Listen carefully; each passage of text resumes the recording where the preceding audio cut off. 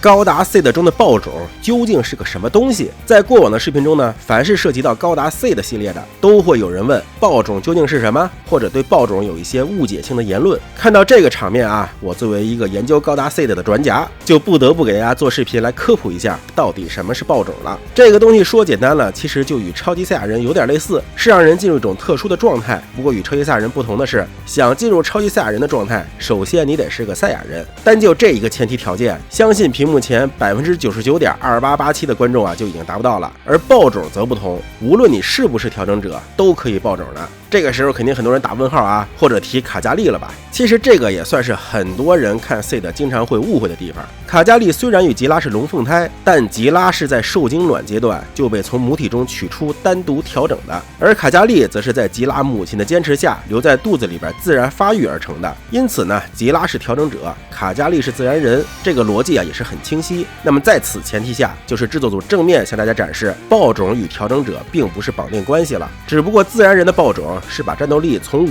上升到50，而调整者的爆种是把战斗力从25上升到了250，大概是这么感觉啊。所以理论上，像屏幕前的各位朋友也是拥有着爆种的能力的，只不过可能你爆的未必是 Seed， 而是别的什么。那么问题来了，爆种究竟是什么？又该如何爆出来呢？ Seed 作为点题番剧名称的存在，全名是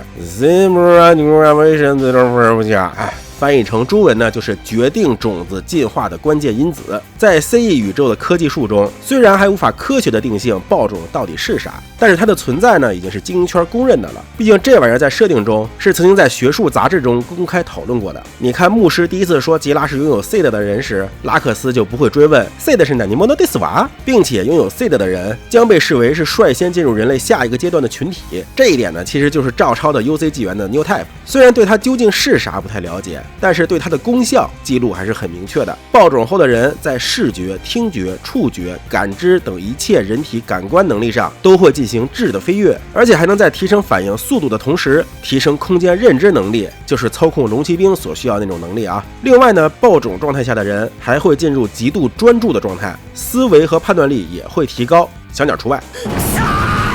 有着如此大的加成，使得就算是自然人也能够通过爆种展现出超越调整者的实力。其实按照虎爷对爆种人的形容，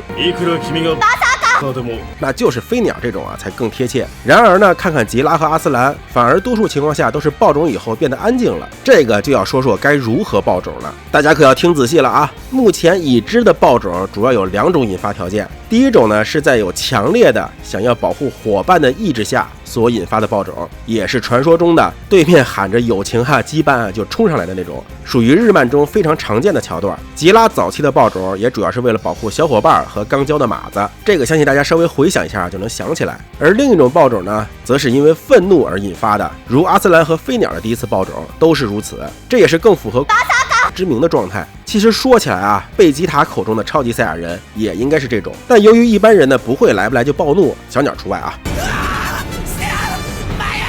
因此像阿斯兰在剧中爆种的次数啊不算太多，反而总是悠闲的在战场上划水。那么比较矛盾的点就来了，吉拉在剧中尤其是第2季的表现，那可以说是爆种如喝尿撒水，想爆就爆，并不需要什么极端的情绪，并且呢每次爆种以后啊都是一副事后胜如佛的状态。尽管按理说啊当时应该正处于适中，所以大家都会对爆种的条件有所怀疑。这个嘛，我觉得硬要解释，应该就是类似于龙珠，当悟空他们掌握了变超级赛亚人的感觉以后，就不再需要克林祭天这样的状况加持了，不然这也太费克林了。但是话又说回来，超级赛亚人所带来的提升相对来说呢还是更全面且夸张的，而爆种呢则是仅仅提高以反应速度为主的，并不会让驾驶员可以瞬间变超人，也不会让机体的性能获得提高，只不过是驾驶员的操作更合理了而已。所以呢也不用太神化爆种的效果，不会爆种的超强驾驶员也依然是一流的存在。就比如说我最喜欢的角色伊扎克。